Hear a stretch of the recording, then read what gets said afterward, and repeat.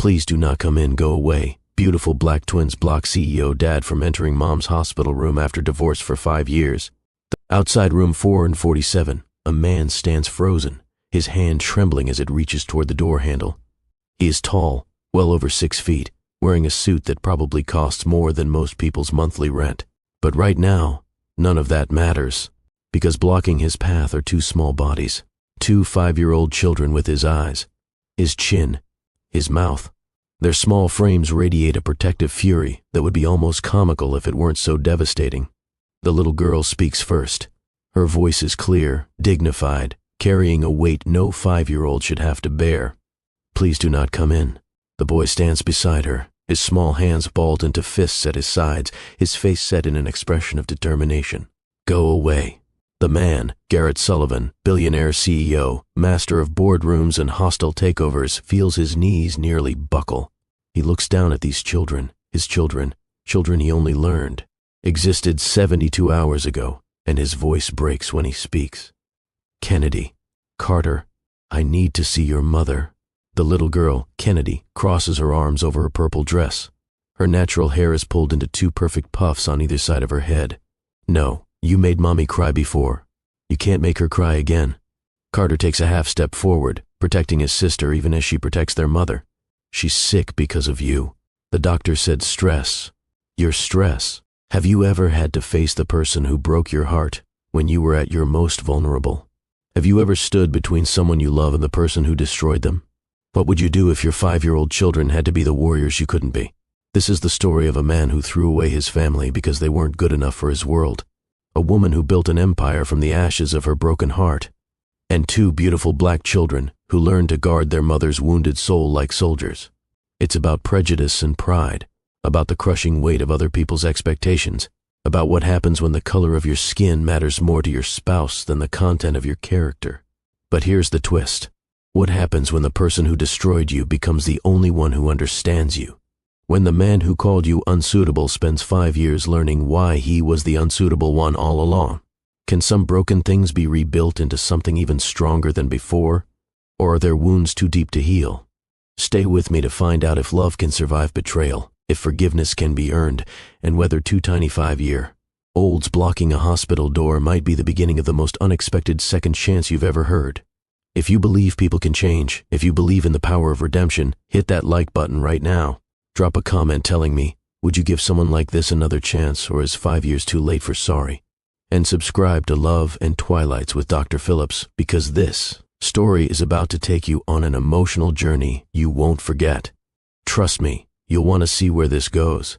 Now let me tell you how we got here. Let me tell you about the day a marriage died and the day it tried to rise from the grave. Garrett stares at his children, these fierce, beautiful, brilliant children who have every reason to hate him. Behind them, through the small window in the door, he can see a figure in the hospital bed. Imani. Even from here, even through glass and distance and 5 years of silence, she takes his breath away. A woman's voice cuts through the moment. Garrett turns to see an older black woman approaching. She carries herself with the kind of dignity that comes from a lifetime of surviving things that should have broken her. This is Rose Harper, Imani's mother, and the look she gives Garrett could freeze fire. Mr. Sullivan, Rose says, her voice cold enough to frost the windows. I assume you're the reason my daughter's heart rate has been spiking for the past 20 minutes. Mrs. Harper, Garrett's voice is barely above a whisper. I just need to see her, to talk to her, to explain. Explain what exactly? Rose moves to stand beside her grandchildren, one hand on each small shoulder. How you threw my daughter away like garbage. How you called her unsuitable for your precious family. How you moved on to someone more acceptable before the divorce papers were even dry. Kennedy looks up at her grandmother. Grandma Rose, is he really our daddy? Biologically speaking, yes, baby. Rose's eyes never leave Garrett's face. But being a father takes more than DNA. It takes showing up. And this man hasn't shown up for 5 years. I didn't know. Garrett feels tears threatening. I didn't know about them. She never told me. And why do you think that is? Rose's voice cuts like a blade. Why do you think a woman who was desperate for children during your marriage would hide a pregnancy after your divorce? Could it be because you'd already told her she was worthless? That she didn't fit your world? That she embarrassed your legacy? Carter tugs on his grandmother's sleeve. What does unsuitable mean? It means someone thinks you're not good enough for them, Rose explains, her voice gentling for the child. It means someone decides that where you come from matters more than who you are. But Mommy is the best person in the whole world, Kennedy protests. Yes, she is. And don't you ever forget it. Rose looks back at Garrett. You have 5 minutes, Mr. Sullivan. 5 minutes to say whatever you came to say. And if you upset my daughter, if you make her heart rate spike or her blood pressure rise, I will personally remove you from this hospital and from this city. We clear? Garrett nods, unable to speak around the lump in his throat. Rose kneels down to the twins' level. Babies, come with Grandma. Let's go get some ice cream from the cafeteria and let Mommy talk to this man. But Grandma, what if he makes her cry? Kennedy's eyes are already wet with worried tears. Then we'll come back and make him leave. But your mama is the strongest woman I know. She survived him once. She'll survive him again. As Rose leads the reluctant children away, Kennedy looks back over her shoulder. If you hurt our Mommy, we won't let you see her again. Ever. I understand, Garrett manages. And Kennedy? Carter? I'm so sorry. For everything. But they're already disappearing around the corner, and Garrett is left standing alone outside. A hospital room, gathering courage to face the woman he destroyed 5 years ago. Inside the room, Imani Harper lies in the hospital bed, surrounded by machines that monitor the heart she literally worked to breaking. At 35, she is a senior partner at one of Chicago's most prestigious consulting firms. She has an MBA from a top school. She has built a life of purpose and achievement. She has raised 2 incredible children completely alone. She has also just suffered a stress-induced heart attack that nearly killed her. The irony is not lost on her. She spent 5 years proving she was more than good enough, working herself into the ground to show everyone who'd ever doubted her that they were wrong. And in doing so, she almost left her children motherless. Dr. Amara Okonkwo, her cardiologist and friend, had been blunt. Your body shut down because you've been running on determination and rage for 5 years. You can't keep doing this, Imani. You can't support your children if you're dead. Now, watching Garrett Sullivan's shadow through the frosted glass of her door, Imani feels her heart monitor spike. The beeping accelerates. Her palms sweat. Her chest tightens with something that might be anxiety, or might be the echo of old feelings she thought she'd buried. The door opens, and there he is. Garrett looks older. The past 5 years have carved lines around his eyes and mouth. His dark hair is shot through with silver at the temples. He's still handsome, still commanding, still carrying himself with the unconscious confidence of old money and older privilege. But there's something different, too. Something haunted in his gray eyes. Something broken in the way he stands in her doorway like he's not sure he has the right to enter. Imani. Her name on his lips sounds like a prayer and an apology all at once. Dr. Washington, Imani corrects coldly, though she technically left that title back in California before the divorce. Her current work doesn't require the formality, but right now she needs the distance. Mr. Sullivan, how did you find me? Garrett closes the door gently behind him. Your firm announced you'd taken medical leave. I made some calls, found out you were hospitalized, and then I found out about Kennedy and Carter. Imani's fingers grip the thin hospital blanket. What about them? They're mine. Garrett's voice cracks. They're my children, our children. And you never told me. No, I didn't. Imani's voice is steel wrapped in ice. And before you start on whatever righteous anger you're feeling, let me remind you that the last time we spoke you told me I was unsuitable for your world. That I embarrassed you, that I could never give you what you needed. So, forgive me if I didn't think you'd be interested in children carried by defective goods. Garrett flinches like she slapped him. I never called you defective. You called me everything but. Imani feels the old hurt rising like bile. You said I didn't fit, that I couldn't give you heirs, that Vanessa Carmichael would have been the better choice. And then, 3 weeks after our divorce was finalized, I found out I was pregnant with twins. Tell me, Garrett, what exactly was I supposed to do with that information? You should have told me. His hands clench at his sides. I had a right to know. You had a right when you were my husband, and we were trying to build a family together. Imani's voice rises, and she sees her heart monitor spike on the screen. You lost that right when you decided my worth as a person was tied to my reproductive system and my social pedigree. You lost that right when you chose your mother's approval over our marriage vows. I was wrong. Garrett moves closer to the bed, Imani, I was wrong about everything. Yes, you were. But being wrong doesn't give you retroactive parental rights. They stare at each other across the space of the hospital room. 5 years of silence. 5 years of separate lives. 5 years of hurt and anger and grief. Garrett's voice, when he speaks again, is barely audible. What are they like? Despite herself, despite everything, Imani feels her expression soften. Kennedy is an artist. She sees the world in colors and emotions. She's fierce and protective, and so talented it sometimes takes my breath away. She has your stubbornness and your intensity, but she uses it to create instead of control. And Carter? Carter has your mind. He's analytical, brilliant, reading at a third-grade level already. He wants to start a business. At 5. He's the protector, the leader, the one who thinks 10 steps ahead. Imani's voice fills with pride despite the circumstances. They're extraordinary, Garrett. They're kind and smart and brave, and they've never needed you because I made sure they had everything they needed. But they needed their father. Garrett's voice breaks completely now.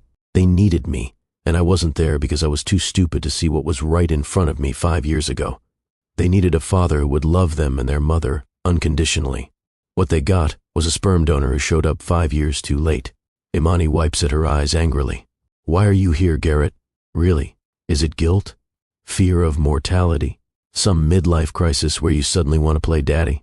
It's all of that. Garrett sinks into the chair beside her bed. It's guilt and fear and the crushing weight of realizing I destroyed the only real thing I ever had.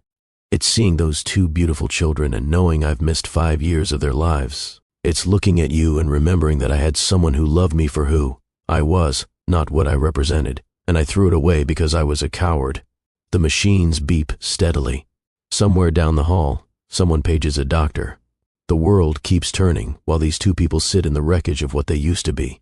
I loved you, Imani whispers. I loved you so much it felt like dying when you left. I know. And I loved you too. I just loved my family's approval more. I loved my position and my status and my comfort more. I was weak and selfish, and I let the people who raised me convince me that love wasn't enough. It wasn't enough for you, Imani corrects. It was everything for me.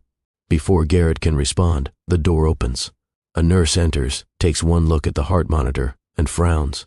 Mrs. Harper, your vitals are elevated. Is everything all right? Yes, Imani says quickly. We're just having a difficult conversation. The nurse looks between them, clearly skeptical. Well, your doctor wants you to avoid stress, so maybe difficult conversations can wait until you're stronger.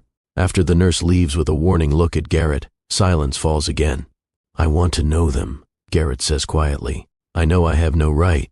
I know I've already gotten more than I deserve just by seeing them for those few minutes in the hallway. But, Imani, please, let me be part of their lives. Let me try to be the father they deserve.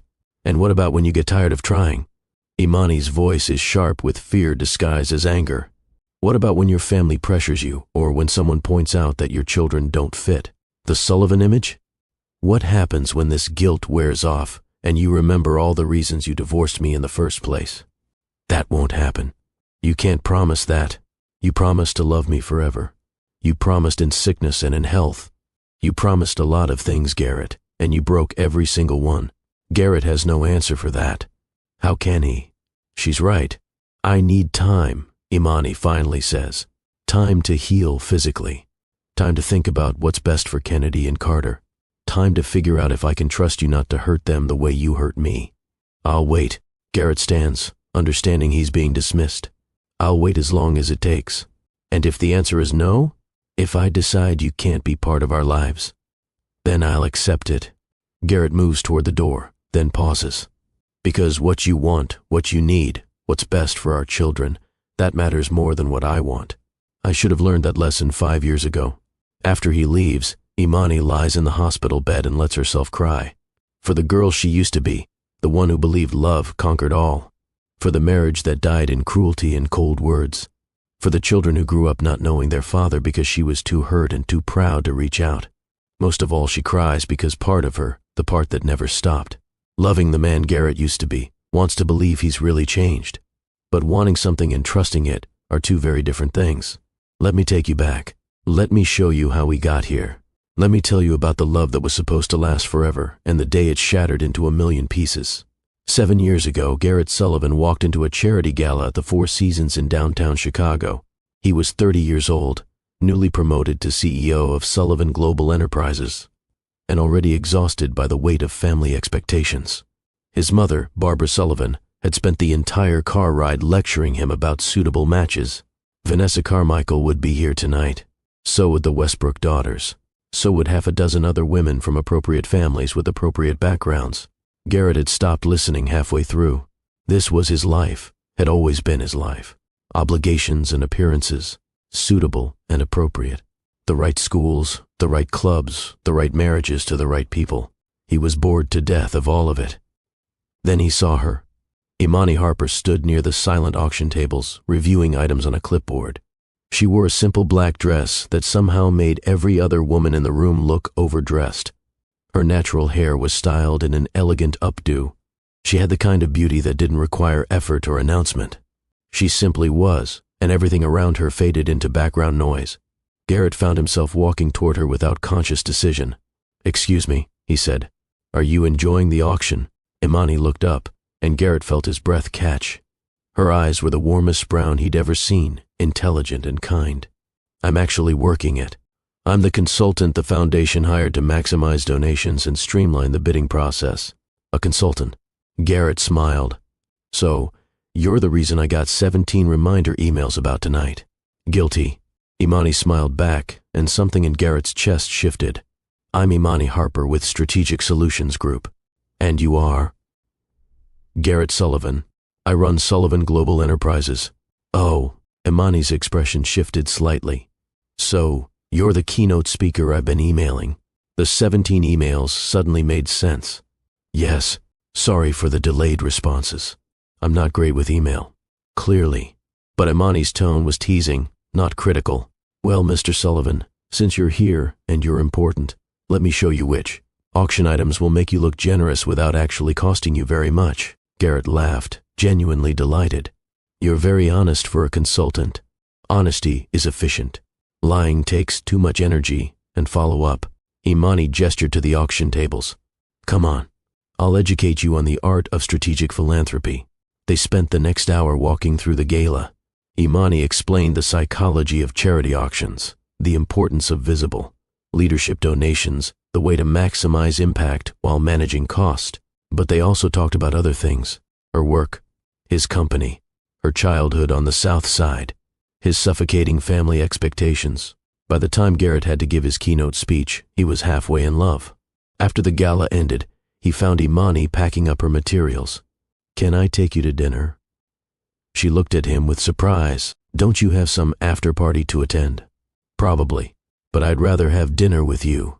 Imani studied him for a long moment. "Mr. Sullivan, I'm going to be very direct. I'm a black woman from a working-class family. My father drives a bus for the CTA. My mother spent 20 years cleaning houses before she could retire. I put myself through college and grad school. I don't come from your world, and I'm not interested in being someone's rebellion or their walk on the wild side." Garrett felt something fierce and protective rise in his chest. "I'm not interested in rebellion. I'm interested in having dinner with the most interesting person I've met in years. Your background doesn't matter to me. It will matter to your family. Maybe. Probably. But I'm 30 years old and I'm tired of letting my family choose my life for me." Garrett held out his hand. "Dinner. Just dinner. If you hate me by dessert, you never have to see me again." Imani took his hand. "One dinner, but I'm ordering the expensive wine. Order the whole bottle. Order 2. That first dinner lasted 4 hours. It turned into coffee the next morning, which turned into dinner again that weekend, which turned into Garrett pursuing Imani with single-minded focus while she remained skeptical and careful. "You're going to wake up one day and realize this doesn't work," she told him after their 5th date. "You're going to introduce me to your family and see their disappointment and remember that there are easier options." "There are no better options," Garrett argued. "Imani, you're brilliant and beautiful, and you make me want to be better than I am. That's not common. That's not something I'm willing to walk away from." 6 months later, he proposed at Promontory Point with the sunrise painting Lake Michigan in shades of pink and gold. Imani said yes, but with conditions. I need you to understand what you're choosing. Your family won't approve. Your social circle will have opinions. There will be people who look at me and see only my skin color or my background. I need to know you're strong enough to weather that. I'm strong enough, Garrett promised. I'm choosing you. I'm choosing us. Nothing else matters. They were married 3 months later in a beautiful ceremony that Garrett's family attended with visible reluctance. Barbara Sullivan smiled for the cameras but pulled Garrett aside before the reception. I hope you know what you're doing, she said. This girl is lovely, I'm sure, but she's not what this family needs. She's not equipped for our world. She's exactly what I need, Garrett said firmly. And she's about to become part of this family, so I expect you to treat her with respect. Of course, darling. Barbara kissed his cheek. I always want what's best for you. But her eyes said something different. Her eyes said this was temporary, that Imani was a phase, that eventually Garrett would come to his senses and choose appropriately. For the first year, the marriage was blissful despite the undercurrent of family disapproval. Garrett and Imani lived in a beautiful brownstone in Lincoln Park. They traveled, they laughed, they built a life together that felt real and right. But slowly, almost imperceptibly, things began to shift. It started with small things. Barbara's comments about Imani's hair. Why doesn't she straighten it? It would look so much more polished for the foundation gala. Or her clothes. That dress is lovely, dear, but perhaps something more conservative for the club luncheon. Or her family. Does your mother have to be quite so loud? People are staring. At first, Garrett defended Imani.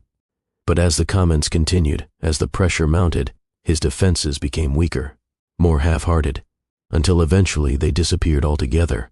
Imani felt herself changing, shrinking, molding herself into shapes that didn't fit, trying to be acceptable to people who had decided she never would be. The country club was where things started to crack visibly. Garrett and Imani attended a spring luncheon, one of those endless society events that Imani had learned to endure. She wore the right dress, the right shoes, had her hair styled in a way Barbara had suggested. She was trying. God, she was trying so hard. Barbara waved them over to a table where a blonde woman sat with perfect posture and a practiced smile. Garrett, darling, you remember Vanessa Carmichael? She's just returned from Paris. Vanessa, you remember my son? Of course. Vanessa stood, air kissing Garrett on both cheeks. How wonderful to see you again. And this must be your wife. The way she said wife made it sound like an unfortunate temporary condition. Imani, this is Vanessa Carmichael. Her family owns the Carmichael Hotel Group. Garrett made the introduction with a politeness that felt distant. Lovely to meet you. Imani shook Vanessa's hand, feeling the other woman's assessment like a physical thing. Likewise, Vanessa turned immediately back to Garrett. I heard about your acquisition of the Midwest Distribution Network. Very impressive. Your father would have been so proud. They fell into conversation about business, about mutual acquaintances, about a world that Imani existed adjacent to but was never quite part of. Barbara joined in seamlessly. It was like watching a choreographed dance that Imani had never learned the steps to. She excused herself to the restroom, needing air, needing space, needing 5 minutes where she didn't have to perform acceptability. In the hallway outside the dining room, she heard Barbara's voice drifting from a nearby conversation nook. She tries so hard, but you can see she doesn't belong. It's not her fault, really. She simply wasn't raised for this. A responding murmur of agreement from another woman. I told Garrett that Vanessa would have been perfect. They have the same background, the same education, the same understanding of what's required, but he was determined to marry that girl, and now look, 3 years and no children. Perhaps it's for the best. Imani stood frozen, her hand on the restroom door, feeling each word land like a blow. That evening, she confronted Garrett in their bedroom. Your mother was talking about me today, about how I don't belong, about how Vanessa would have been better. My mother talks a lot. Garrett loosened his tie, not meeting her eyes. You can't take everything she says personally. She said it's for the best that we don't have children. Imani, we've been trying for 3 years. Garrett's voice carried a frustration that made Imani's stomach drop. Maybe she has a point. Maybe we need to accept that this isn't going to happen. The doctors said there's nothing definitively wrong. These things take time. Or maybe it's not meant to be. Garrett sat on the edge of the bed, his shoulders heavy. My family needs heirs. The company needs succession planning. We can't wait indefinitely. So, what are you saying? Imani felt ice flooding her veins. That I'm failing you? That I'm defective? I'm saying that we might need to consider our options. What options? Garrett didn't answer. He didn't have to. The implication hung between them like poison gas. That night, Imani lay awake beside her sleeping husband and wondered when he'd stopped being her partner and started being her judge. The breaking point came 6 months later. Imani had been feeling off for weeks. Exhausted, emotional, vaguely nauseous. She'd taken 3 pregnancy tests, all negative, and assumed it was stress. The stress of trying to be someone she wasn't. The stress of feeling her marriage crumbling beneath her feet. She came home early from a consulting job to find Garrett in his study, door open, on the phone. I understand, Mother. Yes, I know the foundation gala is important. Yes, I'll make sure Imani wears something appropriate. A pause. I know she's not what you hoped for. I know. Garrett's voice dropped. Sometimes I wonder the same thing. If I'd married Vanessa, we'd probably have 2 children by now and none of these complications. Imani's world tilted sideways. She must have made a sound because Garrett turned, saw her standing in the doorway, and his face went pale. Imani, that's not what it sounded like. Really? Because it sounded like you were agreeing with your mother that marrying me was a mistake. I have to go, Garrett said into the phone, then set it down carefully. We should talk. Yes, we should. Imani walked into the study, her heart pounding. We should talk about the fact that you're questioning our marriage to your mother. We should talk about the fact that you're comparing me to Vanessa Carmichael. We should talk about the fact that you think our inability to have children is somehow my fault. I didn't say it was your fault.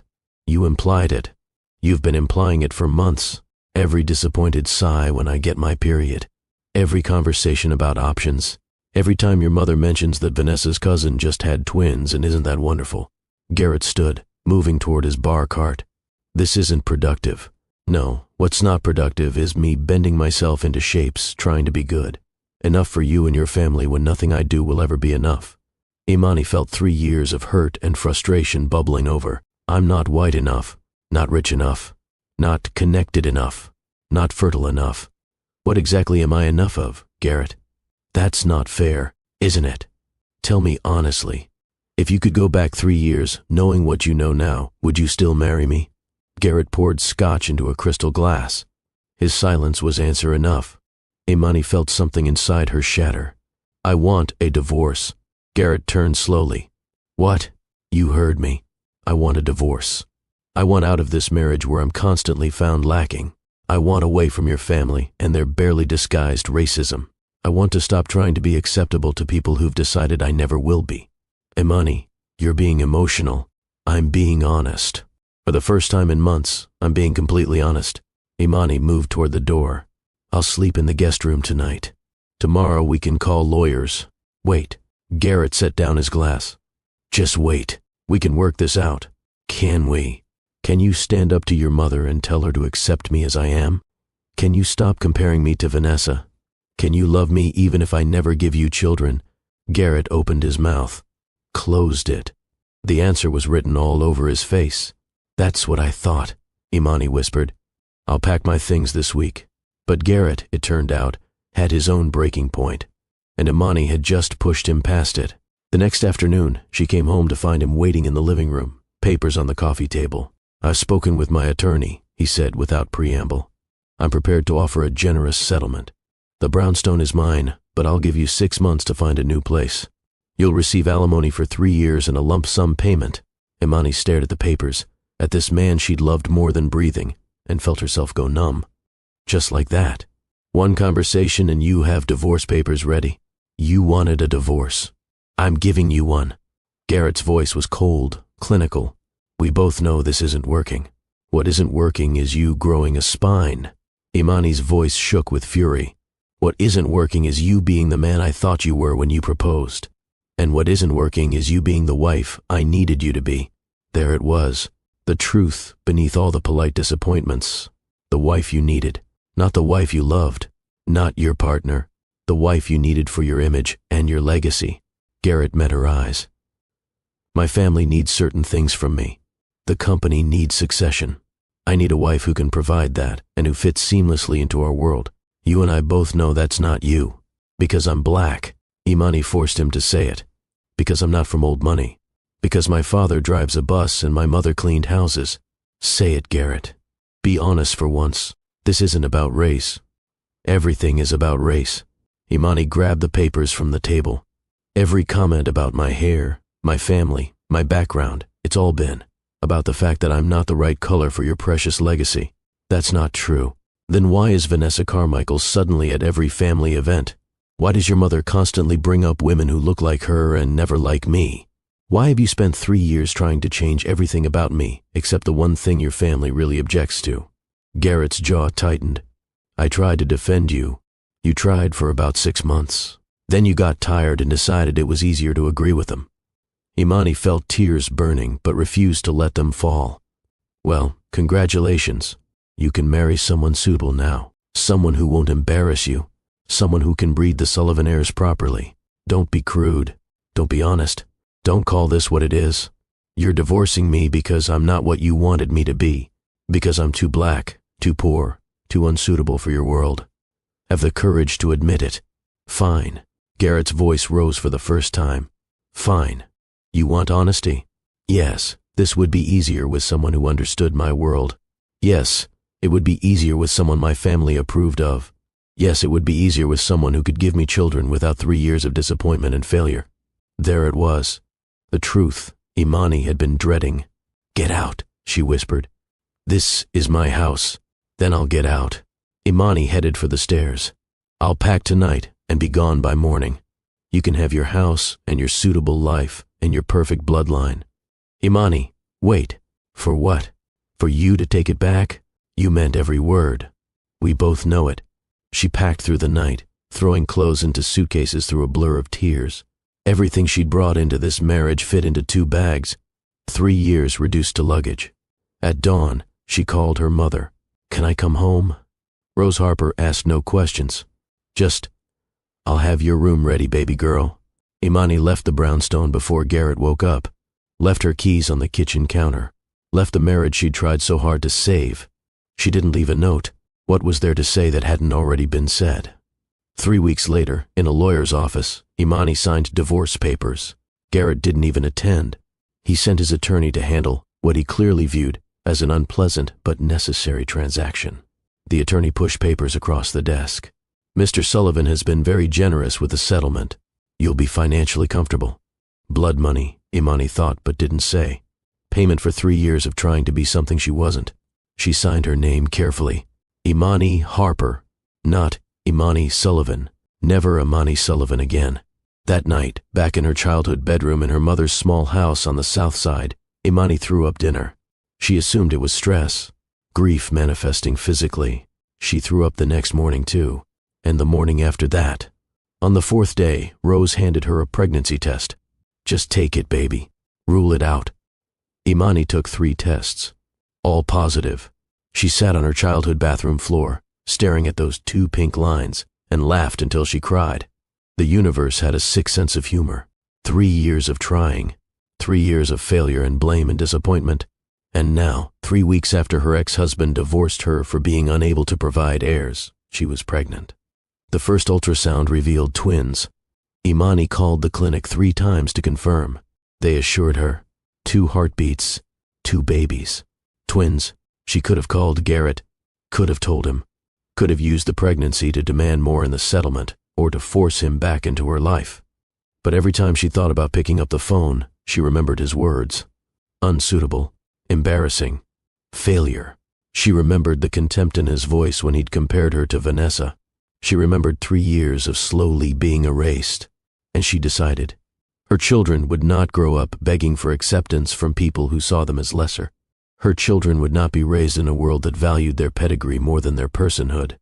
Her children would know they were enough, exactly as they were. So she never called, never told him. Built a life without him that was harder and lonelier but also freer and more authentic than anything she'd had in her marriage.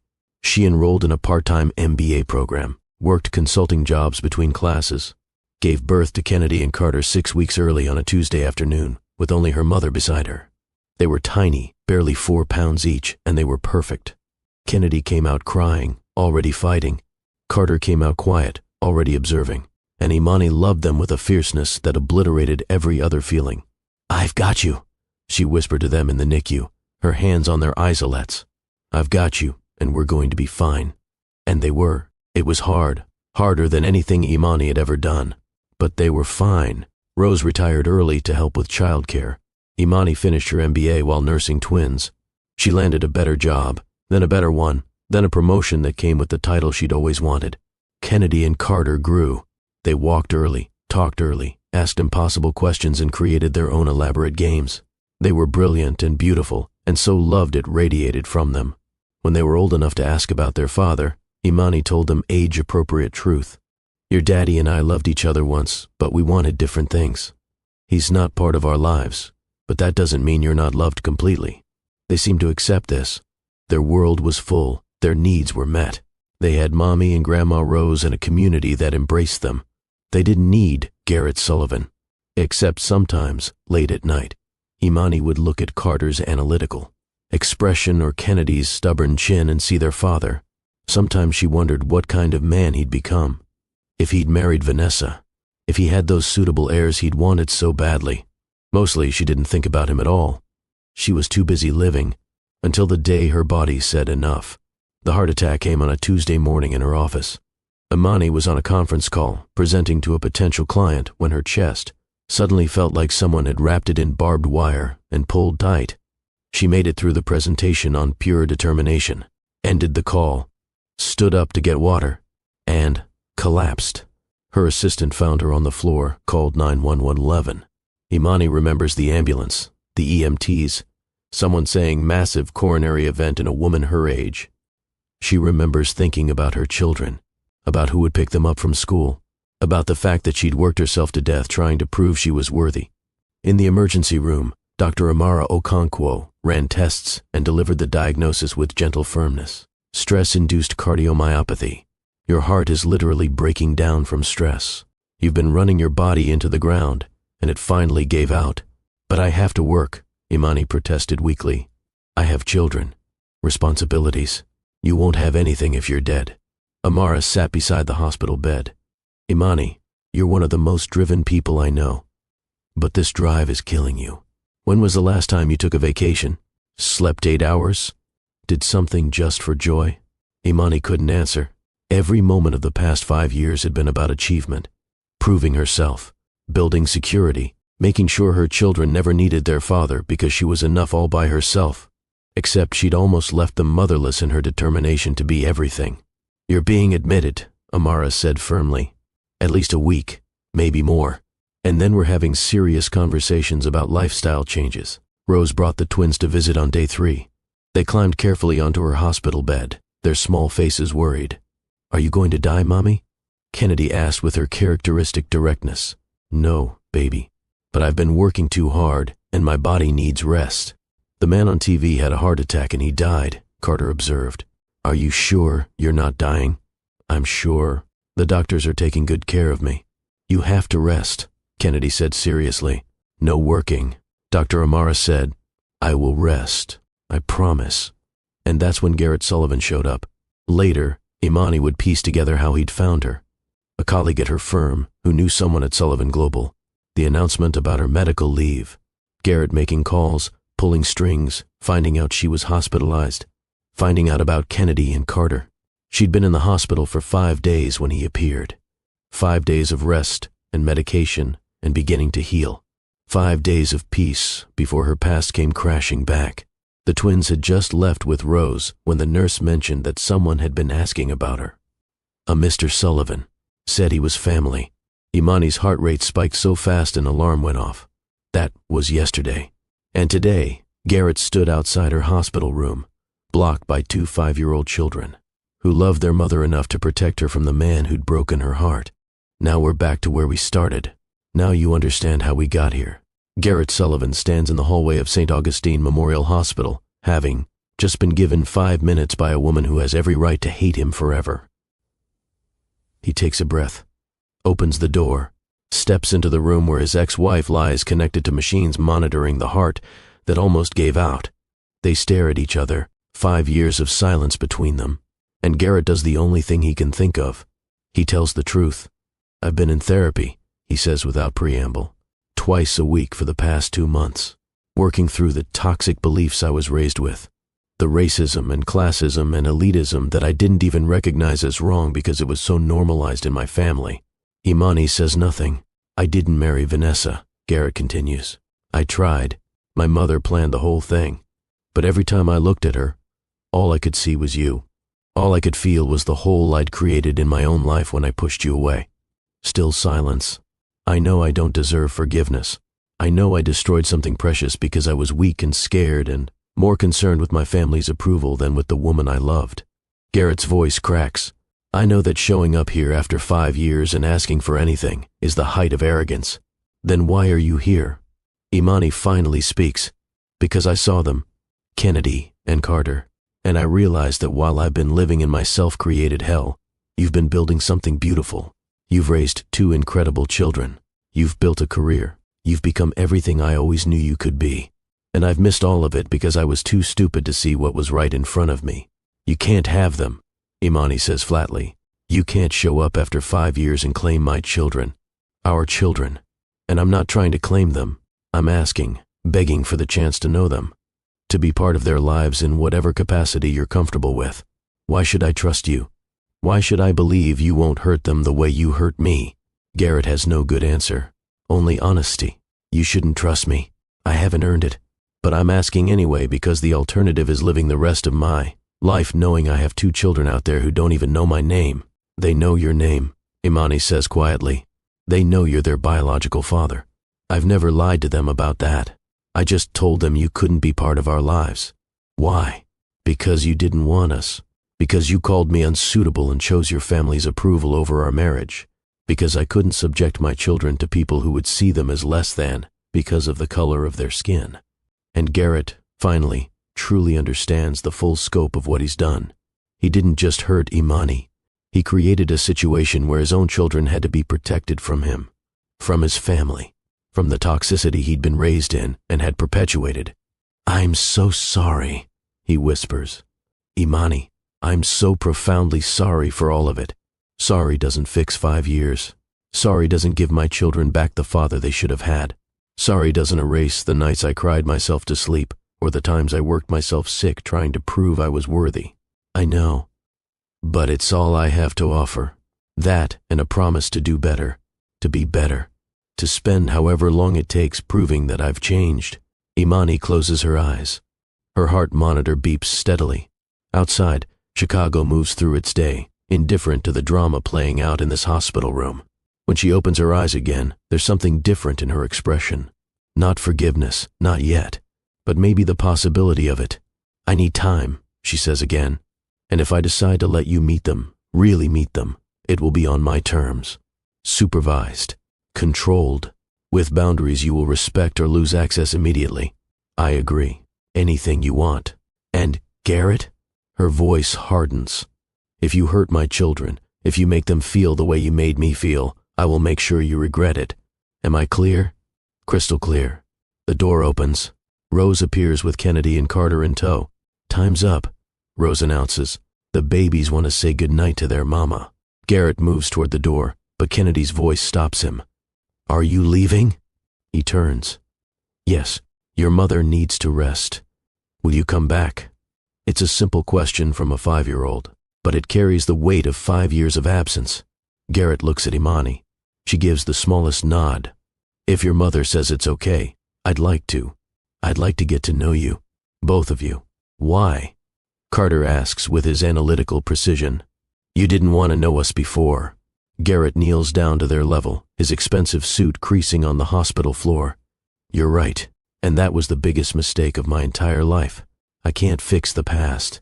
But if your mom lets me, I'd like to try to be part of your future. The twins look at each other with that wordless communication that twins have. Some silent negotiation happens. Then Kennedy speaks. Okay, but if you make mommy cry, we won't let you come back. That's fair, Garrett agrees. That's completely fair. He leaves the hospital room with his heart in his throat and the faintest glimmer of hope in his chest. Behind him, Imani holds her children close and wonders if she's making the right choice or the biggest mistake of her life. Either way, the door that's been closed for 5 years has opened just a crack. And what happens next will determine whether that door opens wider or slams shut forever. 1 week later, Imani sits in her mother's living room on the south side, the house she grew up in, the house Garrett visited exactly twice during their entire marriage. She's been discharged from the hospital with strict instructions: no stress, limited work, lifestyle changes, therapy to address the root causes of the stress that nearly killed her. Dr. Amara had been blunt during the discharge meeting. You worked yourself into a heart attack trying to prove something to people who don't matter. Your children need you alive and present, not dead and successful. Choose accordingly. Now Imani holds a phone in her hand, staring at Garrett's number. He'd left his contact information with Rose. Asked to be notified when Imani was ready to discuss visitation. Promised not to push or pressure. Said he'd wait as long as it took. It's been a week. The twins ask about him every day. "Mommy, is our daddy going to come visit?" Kennedy had asked that morning while painting at the kitchen table. "We'll see, baby. Mommy needs to make sure it's safe for you first." Safe from what? Carter wanted to know because nothing got past that analytical mind. Safe from disappointment. Safe from broken promises. Safe from people who see you as less than because of who your grandmother is or where you come from. But Imani couldn't say any of that to a 5-year-old. Rose enters the room with tea. "You going to call him or just stare at that phone until it catches fire?" "I'm thinking." "You've been thinking for a week. Those babies want to know their father, and sitting here protecting them from possibility isn't helping anyone. What if he hurts them?" Imani's voice is small, vulnerable in a way she rarely allows. What if he's consistent for a few months and then gets bored? What if his mother gets in his head again? What if he's really changed? Rose sits beside her daughter. "Baby girl, I hate that man for what he did to you. I will never forget the way you came home broken, pregnant, and terrified. But I've also watched him these past 2 weeks." "You've been watching him?" "I'm a mother. Of course I've been watching him." Rose sips her tea. "He's been at that coffee shop near the twin school every afternoon, just sitting there reading parenting books and watching kids on the playground. He's not approaching anyone, not being creepy, just observing, learning. That's stalking, Mama. That's a man trying to understand what he missed." Rose sets down her cup. "I'm not saying forgive him. I'm not saying trust him. I'm saying give him a supervised chance to prove himself. And if he fails, we remove him permanently." Imani thinks about Kennedy's hopeful questions, Carter's careful curiosity, the way her children deserve to know where they come from, even if that origin story is complicated. She dials before she can talk herself out of it. Garrett answers on the first ring. Imani. Just hearing her name and his voice does something complicated to her chest. "I'm ready to discuss terms for supervised visitation." "Thank you." His relief is palpable through the phone. "Thank you, Imani. What are the terms?" "Public places only. I'm present at all times. 2-hour maximum for each visit. Once a week, to start. You don't make promises you can't keep. You don't buy their affection with expensive gifts. You treat them with respect and honesty. And the first time you disappoint them or make them feel less than, access is revoked permanently. I agree to all of it. When can we start?" "Saturday. Millennium Park. 10 in the morning. Don't be late." "I won't. Imani, I won't let you down. I won't let them down." "We'll see," she says, and hangs up before her voice can betray the fear and hope warring in her chest. Saturday morning dawns cold and bright. Kennedy insists on wearing her favorite purple dress despite the temperature. Carter wears a button-down shirt that makes him look impossibly grown up. They're both nervous and excited in equal measure. "What if he doesn't like us?" Kennedy asks in the car. "Then he's a fool," Rose says from the driver's seat. "But baby, I don't think that's going to be the problem." "What is the problem?" Carter wants to know. "The problem is going to be him wanting to make up for 5 years in 5 minutes. Rose glances at Imani in the passenger seat. "And your mama making sure he earns every second of your time." They arrive at Millennium Park to find Garrett already there, 15 minutes early, pacing near the bean. He's dressed casually, or what passes for casual in his world. Dark jeans, a sweater. He looks nervous in a way Imani has never seen him. When he sees them approaching, his face transforms. Pure, unguarded emotion. Kennedy, Carter. He kneels down to their level as they approach cautiously. "Thank you for agreeing to spend time with me today. Mommy says we have to give you a chance," Kennedy announces with her typical directness, "but only because we asked. Not because you deserve it. Garrett actually smiles. Your mother is absolutely right. I don't deserve it. But I'm grateful anyway. Carter studies him with analytical precision. You look like me. People say I look like you too. We have the same eyes and the same mouth. Do you see it? I do. Carter nods seriously. Does that mean I'll look like you when I'm old? I hope you'll look like the best version of both your mother and me.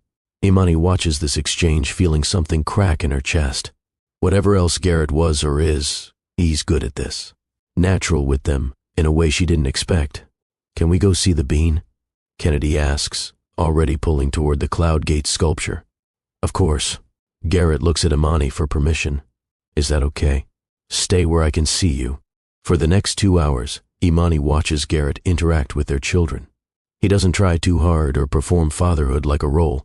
He asks questions and listens to their answers. He follows their lead when they run to different parts of the park. He sits on the cold ground without complaint when Kennedy wants to, draw in her sketchbook and needs someone to hold the pencil case. When Carter starts asking about business, how companies work, what Garrett does all day, Garrett doesn't simplify or condescend.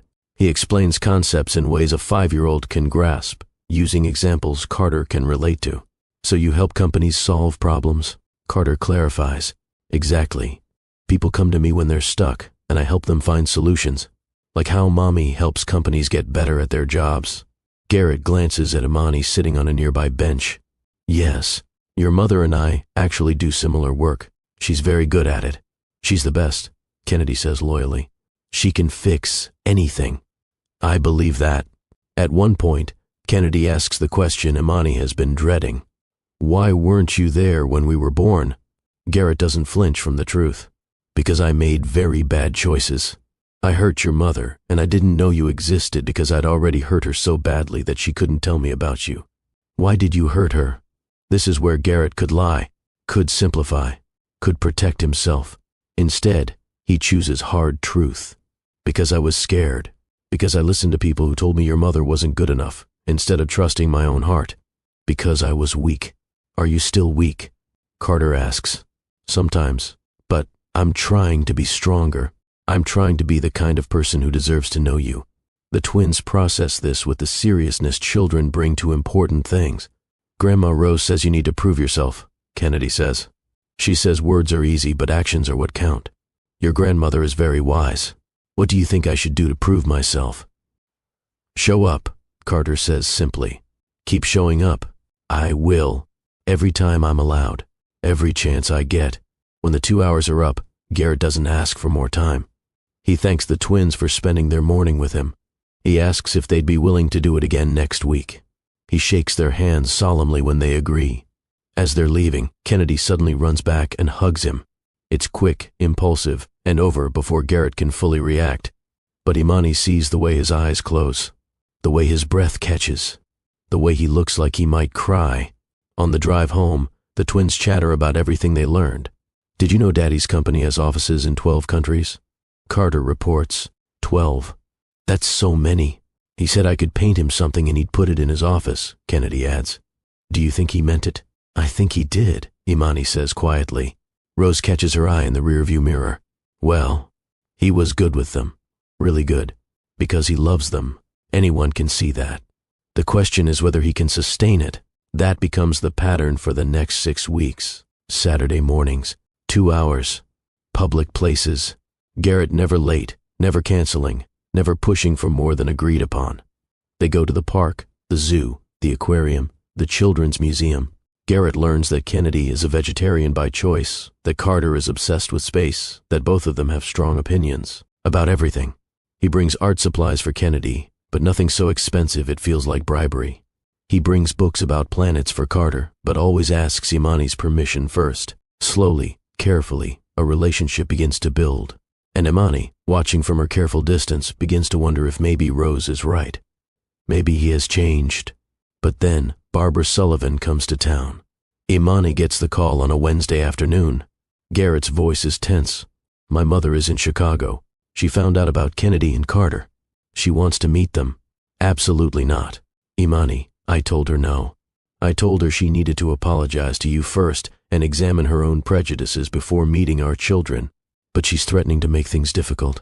Let her try. I'm not subjecting my children to that woman's racism. I know. I agree. I just wanted to warn you that she might show up somewhere. She's staying at the peninsula. She has resources. She could find out where you live or where the twins go to school. Are you threatening me? No. God, no. I'm trying to protect you. Garrett's frustration bleeds through. I've told her she's not welcome. I've told her that if she can't love and respect you and our children, she has no place in any of our lives. But she's my mother, and she's stubborn, and I wanted you to know she's here. 2 days later, Barbara Sullivan shows up at Rose Harper's house. Imani is in the living room helping Carter with a puzzle when the doorbell rings. Rose answers it, and Imani hears the sharp intake of breath. You have a lot of nerve coming to my home. Mrs. Harper, I presume. Barbara's voice is cool, cultured, dripping with the casual superiority. Imani remembers all too well. I'm here to see my grandchildren. Like hell you are. Rose doesn't move from the doorway. You didn't want them or their mother 5 years ago. You don't get to claim them now. Imani appears behind her mother. It's okay, Mama. Let her in. Let's hear what she has to say. Barbara enters the small living room, and Imani watches her take in the modest furniture. The family photos on the walls, the general working-class reality of the space. Barely concealed disdain flickers across her face. Mrs. Sullivan, Imani says coldly. What do you want? Barbara's eyes land on Carter, who's watching this interaction with his characteristic analytical focus. Oh my, he does look like Garrett at that age. Step away from my son. I just want to meet them. They're my grandchildren after all. Biology doesn't make you family. Love and respect make you family. And you've shown neither. I'm willing to establish a relationship. Barbara opens her designer purse. I've spoken with my attorneys about visitation rights for grandparents. Illinois law is quite clear that I have legal standing. Sue me, Imani says flatly. Spend your money on lawyers. I will fight you to my last breath before I let you near my children. You're being unreasonable. I'm being protective. There's a difference. Carter stands up from his puzzle. Are you the grandma who said mean things about Mommy? Barbara's face goes carefully blank. I don't know what you've been told. Daddy said you didn't think Mommy was good enough, that you said mean things about her family and her skin color. Carter's voice is matter-of-fact, but his eyes are sharp. Is that true? I simply had concerns about compatibility, because we're black. Carter is 5, but he already knows the truth when he hears it dancing around the edges. You didn't want Daddy to marry Mommy because she's black and we're black, and you think that's bad. Barbara looks genuinely taken aback. Young man, that's not. It is, though. Kennedy appears from the kitchen where she'd been painting with Rose. Mommy told us about prejudice, about people who judge others by skin color instead of character. She said some people were raised that way and never learned better, out of the mouths of babes. Barbara's composure cracks slightly. I came here to extend an olive branch. No, you came here to assess whether my children are acceptable enough to claim. Imani moves to stand between Barbara and the twins. You came here to decide if they're Sullivan enough despite their black mother. Well, let me save you the evaluation. They're mine. Fully, completely mine. And you have no claim on them. Garrett is my son. And when he decides to introduce you to his children, if he ever decides that, it will be his choice, not yours. Now please leave my mother's home. You haven't heard the last of this. Probably not, but you've heard the last of me being polite about it. Rose opens the front door. Get out of my house before I forget I'm a Christian woman. After Barbara leaves, Imani gathers the twins close. I'm sorry you had to see that. Is she really our grandma? Kennedy asks. Biologically. But family is about more than biology. It's about love and respect and showing up for people. She hasn't earned the title yet. Will she ever? Carter wants to know. I don't know, baby. That's up to her and your father. That evening, Garrett calls. He's furious in a way Imani has never heard. I am so sorry. She promised me she wouldn't go to your house. I told her explicitly not to contact you or the children. It's handled. No, it's not handled. She had no right. Garrett's voice shakes. I've spent the last 2 hours on the phone with her making it very clear that if she ever disrespects you or our children again, she will lose her relationship with me entirely. That's your choice to make. It's an easy choice. Garrett takes a breath. Imani, I need you to know something. I've cut her off financially. She's no longer on any of my corporate boards. I've removed her as executor of my estate. I've made it legally clear that if something happens to me, everything goes to you and the twins with Rose as trustee. You didn't have to do that. Yes, I did. Because I need you to understand that I'm serious, that I've chosen. It's you and Kennedy and Carter. It's always going to be you and them. My mother can accept that and be part of our lives with respect, or she can be excluded. Her choice. Imani feels something shift in her chest. This is different from 5 years ago when Garrett had chosen his mother's approval over their marriage. This is him drawing a line and meaning it. Thank you, she says quietly, for standing up for them. For all of you, he corrects. For our family. The word family hangs between them, full of possibility and pain. After that, the Saturday visits change texture. Garrett is no longer a stranger trying to earn access. He's Dad. They call him that now, hesitantly at first, then with growing confidence. Dad, can you help me with this drawing? Kennedy asks. Dad, what do you think about this theory? Carter wants to know, and Garrett, to his credit, shows up for all of it. He learns their favorite foods, their fears, their dreams. He attends Kennedy's dance recital sitting beside Imani in the audience, both of them crying when their daughter takes her bow. He goes to Carter's science fair where his son has built a model solar system and can explain each planet's characteristics with encyclopedic knowledge. Imani finds herself softening despite her intentions to stay guarded. She watches Garrett kneel on park grass ruining expensive pants to look at a bug Carter finds fascinating. She watches him seriously discuss color theory with Kennedy like her artistic opinions matter. She watches him be the father she desperately wanted him to be 5 years ago. And slowly, terrifyingly, she feels old feelings stirring back to life. Now, before we continue with what happens next, I need to know. Are you rooting for them? Do you think Imani should give Garrett a real second chance? Or do you think some betrayals are too deep to forgive? Drop a comment and let me know. And if you're invested in this story, hit that subscribe button because the next part is going to surprise you. This is Love and Twilights with Dr. Phillips, and we're just getting to the good part. 3 months into regular visitation, Imani agrees to let Garrett take the twins for a short outing without her direct supervision. Just to the Children's Museum. Just for 3 hours. Rose will be nearby as backup. It's terrifying letting them go. Imani stands at the window watching Garrett buckle them into car seats in his vehicle, a sensible SUV he'd purchased specifically for their safety. He'd shown her the crash test ratings, asked her opinion on which model, deferred to her expertise as their mother. They'll be fine, Rose says from behind her. And if they're not, I'll be there in 5 minutes. But they are fine. Better than fine. When they return, they're bubbling with stories. Dad bought us ice cream. Dad let us touch the science exhibits. Dad said Kennedy's drawing was museum quality and Carter's questions were brilliant. Imani listens to their joy and feels the last wall around her heart start to crumble. That evening, after the twins are asleep, she sits with Rose in the kitchen. I think I'm falling for him again. Baby girl, you never stopped falling. You just convinced yourself you had.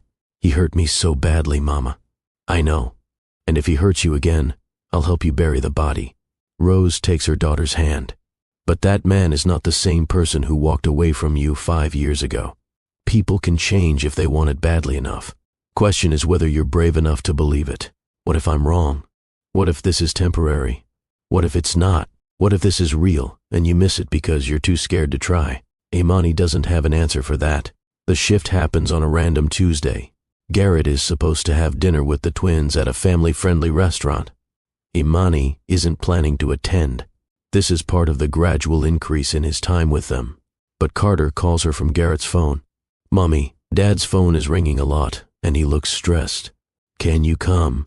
20 minutes later, Imani arrives at the restaurant to find Garrett at the table with the twins, his phone face down, his jaw tight. Kennedy is showing him her latest drawings. Carter is explaining something about black holes. Garrett is nodding and engaging, but there's tension in his shoulders. Everything okay? Imani asks. Fine. Garrett's smile doesn't reach his eyes. Just some work stuff. Nothing that can't wait. But his phone buzzes again. And again. He ignores it. After dinner, while the twins are in the restaurant play area, Imani confronts him. What's going on? There's a major acquisition opportunity. Time sensitive. The board wants me to fly to New York tonight for negotiations tomorrow. So go. We can reschedule. No. Garrett's voice is firm. Carter's birthday is this weekend. I promised I'd be here for his party. I'm not missing my son's 5th birthday for a business deal. Garrett, if it's important, it's $50 million important. But Imani, I've spent 5 years prioritizing business over people, choosing deals over relationships.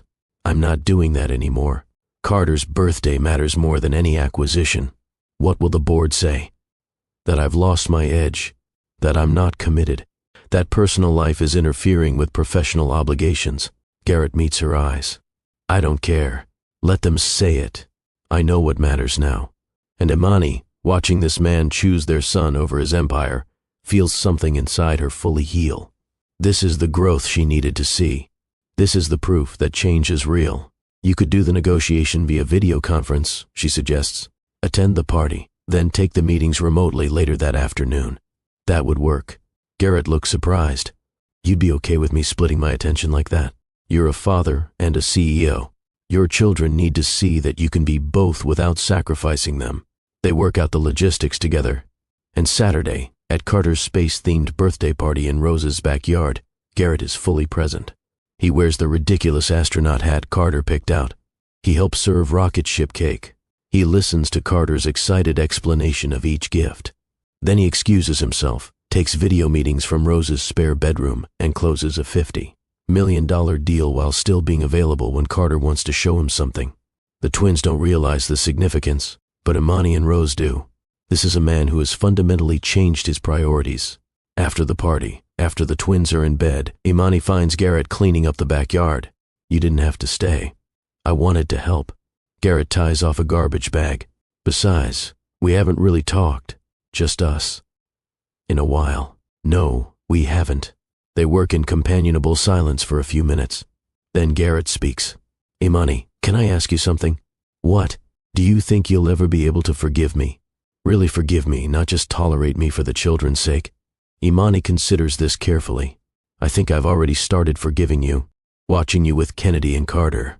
Seeing the work you're doing. The therapy, the priority shifts, the stand you took against your mother. It's not the same man who divorced me. No, it's not. That man was a coward. I'm trying to be brave now. You are brave. It takes courage to admit you were wrong, to change fundamental beliefs, to risk rejection by showing up anyway.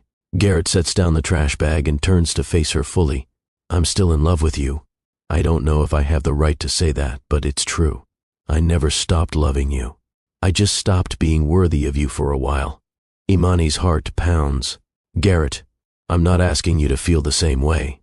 I'm not asking for anything except what you're already giving me. Access to our children, the chance to prove myself. But I needed you to know, in case it matters. It matters.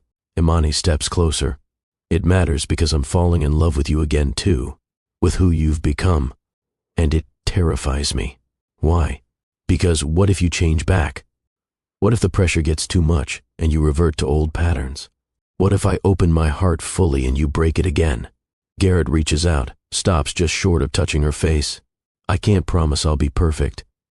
I'll make mistakes, but I can promise I'll never stop choosing you and our children. I'll never stop doing the work to be worthy of you. And I'll never, ever make you feel less than extraordinary again. They stand in the twilight of Rose's backyard, the space between them charged with possibility. Imani makes a choice. She closes the distance and kisses him. It's careful at first, tentative, testing whether this is real or memory. But then Garrett's arms come around her, and it deepens into something that feels like coming home and starting over all at once. When they break apart, both are crying. I'm scared, Imani whispers. Me too. But maybe that's okay. Maybe the best things are scary. They don't rush into anything. This isn't a fairy tale where one kiss fixes 5 years of damage. But it's a beginning, a real one this time, built on truth and growth and hard-won understanding. Over the next few months, they date. Actual dates, just the two of them while Rose watches the twins. They talk about everything they avoided 5 years ago, race and identity, and what it means to raise black children in a world that will judge them, family dynamics, and the boundaries they need to maintain, career ambitions, and how to support each other instead of competing. They go to couples therapy because Imani insists. If we're doing this, we're doing it right this time. We're building on solid foundation, not just hope and chemistry. Garrett agrees without hesitation. He shows up to therapy, does the work, examines his privilege and his prejudices. He reads the books the therapist recommends. He joins Imani in conversations with the twins about racial identity and pride in their heritage. When Kennedy asks why her skin is brown and some of her friends' skin isn't, Garrett is the one who sits with her and explains melanin and genetics and the beautiful diversity of humanity. When Carter comes home confused because a classmate said something ignorant, Garrett is there helping Imani navigate the conversation about prejudice and resilience. He's not perfect at it. He makes mistakes, says the wrong thing sometimes. But he listens when corrected and learns and tries again. 6 months into their renewed relationship, Garrett asks Imani to marry him. Not the elaborate proposal of 7 years ago with the expensive ring and the public declaration. This time, he asks quietly in her mother's kitchen after a family dinner. The twins are watching a movie in the living room. Rose is putting away dishes, and Garrett takes Imani's hand. I want to do this right. Not like before when I was performing the role of husband instead of being a real partner. He pulls out a ring box. This ring has 3 stones, 1 for each of our children, because they're the center of everything. And I want to build a marriage that honors them and you and the family we're creating together. The ring is beautiful but not ostentatious, meaningful instead of expensive. But Garrett, before you answer, I need you to know the terms. We do this as equals. Your career matters as much as mine. Your mother's input matters as much as my mother's, which is to say only as much as we allow. We raise our children to be proud of every part of their heritage. We go to therapy as long as we need to. And the first time I make you feel less than cherished, you call me on it immediately. Those are good terms. Imani finds herself smiling through tears. But I have some of my own. Name them. We don't have a big society wedding. We don't perform for people who spent years disapproving of us. We marry surrounded by people who actually love us and want us to succeed. Agreed. You continue standing up to your mother and anyone else who disrespects our family. Always. And you never, ever forget that I don't need you to be whole. I chose to build a life without you, and it was good. I'm choosing to build a life with you now because I want to, not because I need to. Garrett's eyes are wet. Those are perfect terms. Do we have a deal? Yes. Imani lets him slide the ring onto her finger. Yes, Garrett Sullivan. I'll marry you. Again. For real this time. Rose, who's been listening shamelessly from the kitchen doorway, starts crying. About time you two figured yourselves out. The twins hear the commotion and come running. What happened? Why is everyone crying? Happy tears, babies.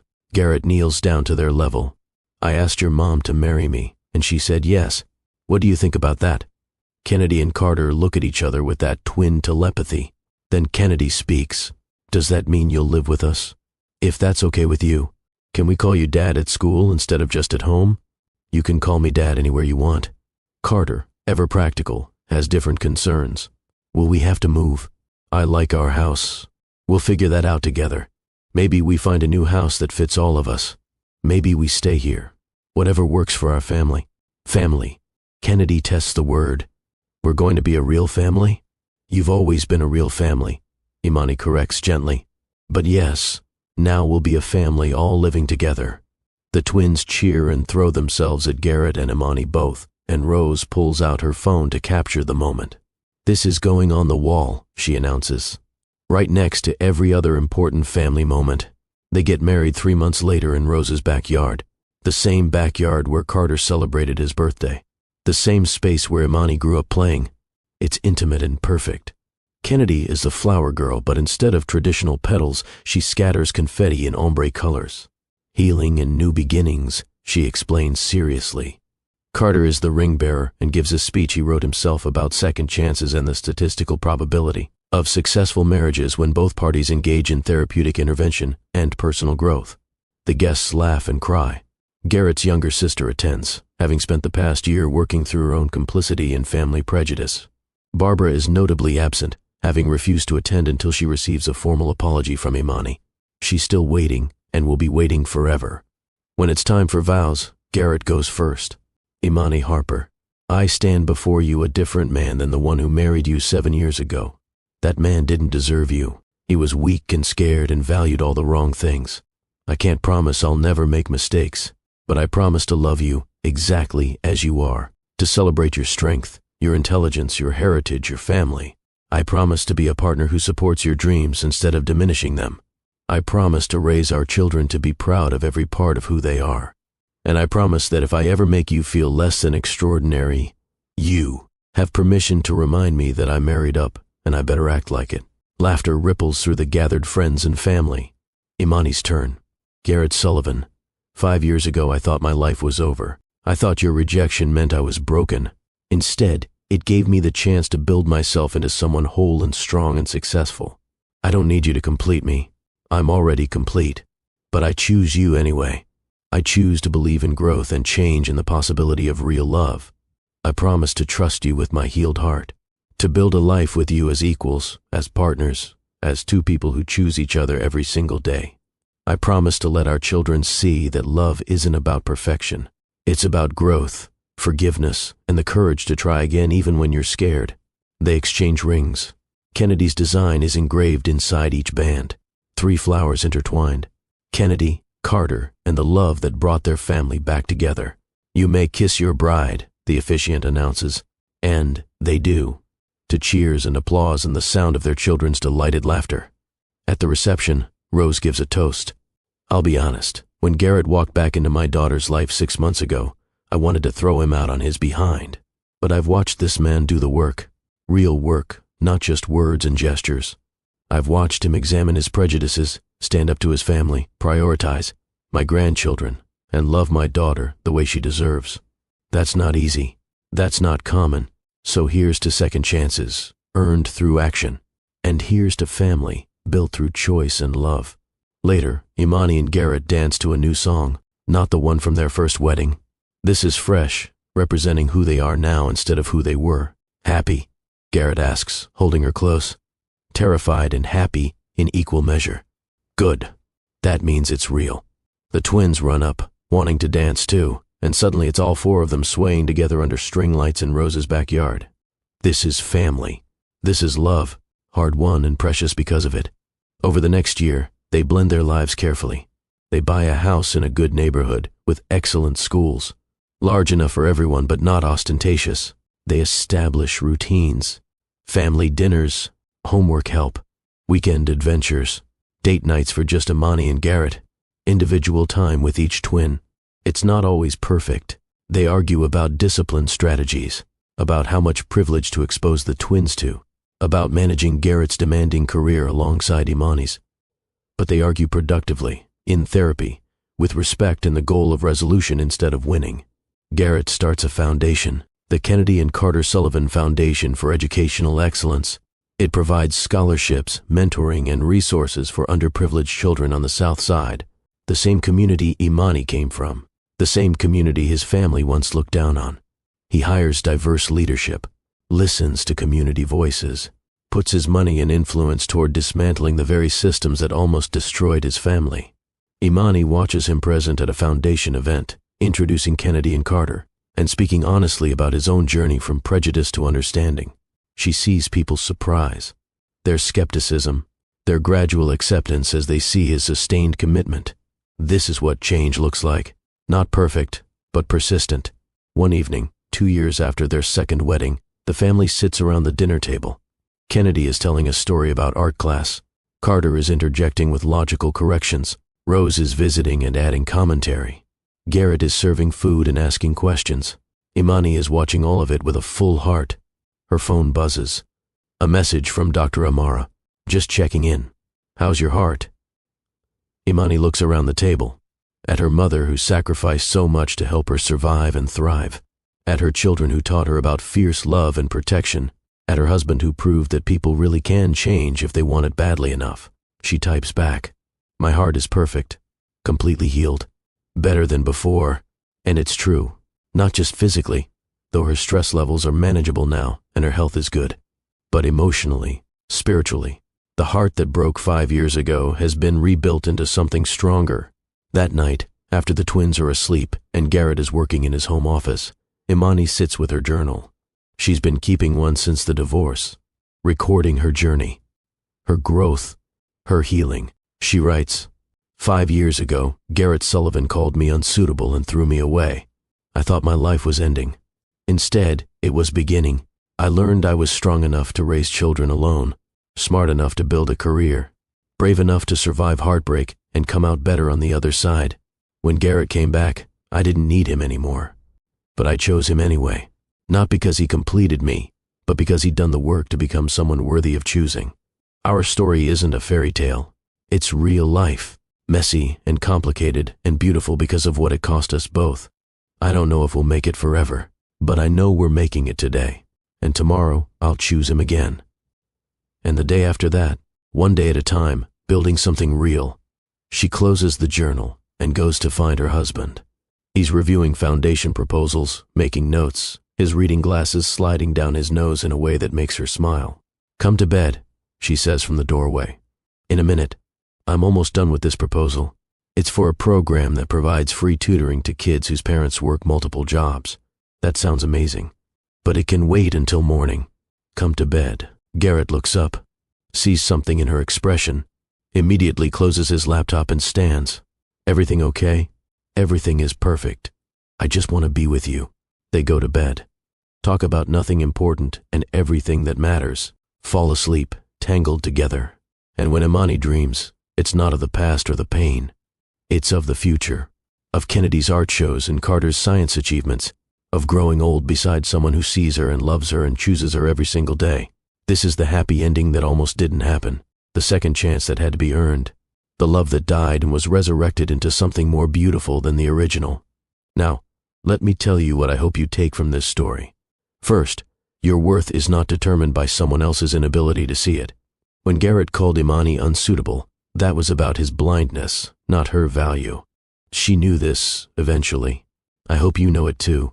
Second, walking away from people who diminish you is not giving up. It's self-respect. Imani left a marriage that was killing her spirit. That wasn't weakness.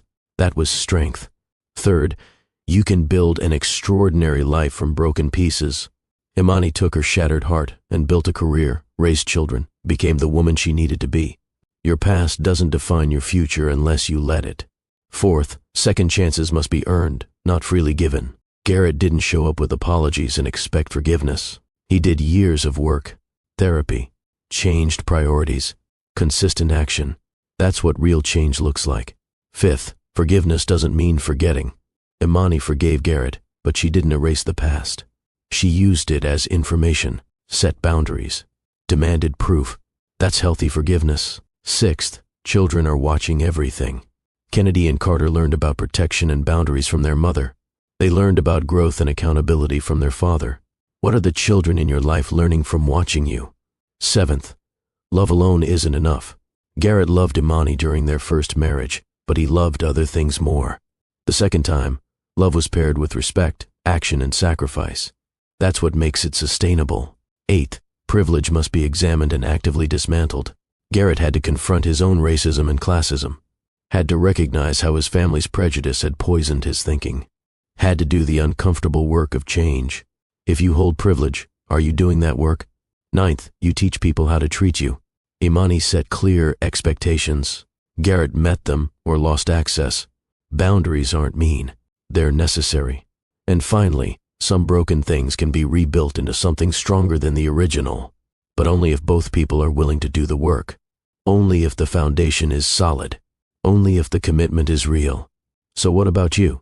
Are you holding onto something broken that needs to be released? Are you refusing to forgive someone who's genuinely earned it? Are you settling for less than you deserve because you don't believe better exists?